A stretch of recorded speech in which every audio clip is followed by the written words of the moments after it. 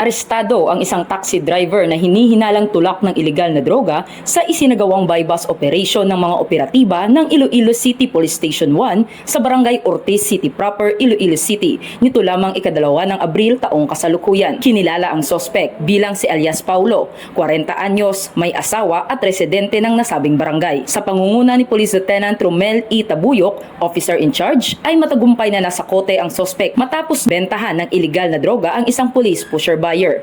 Di po naman naging kasama bypass operation, no? Ginpatigayon ginanamo ng surveillance kag validation sa iya. No? In fact, no?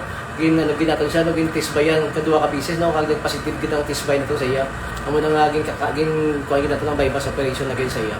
2 body-worn cameras ang ginamit sa buong operasyon bilang bahagi ng transparency ng pulisya. Nasamsam mula kay alias Paulo ang isang heat-sealed transparent plastic sachet ng hinihinalang shabu na ginamit bilang bypass item. 3 karagdagang sachet ng suspected shabu at bypass money na nagkakahalaga ng 4,000 pesos kabilang ang isang genuine 100 peso bill. Bukod dito, na-recover din ang iba pang mga non-drug items. Ang kabuoang timbang ng nakumpiskang ilegal na droga ay nasa humigit kumulang 4 na gramo na may estimated standard drug price na 27,200 pesos. Sa kasalukuyan, nakapiit si alias Paulo sa ICPS-1 Custodial Facility para sa tamang dokumentasyon habang inihahanda ang kasong isasampal laban sa kanya. Muling pinatunayan ng Philippine National Police ang kanilang dedikasyon sa kampanya laban sa ilegal na droga sa pamamagitan ng mabilis at maayos na operasyon upang mapanatili ang kaayusan at seguridad sa lungsod. Dahil sa bagong Pilipinas, ang gusto ng pulis, ligtas ka. Mula rito sa Police Regional Office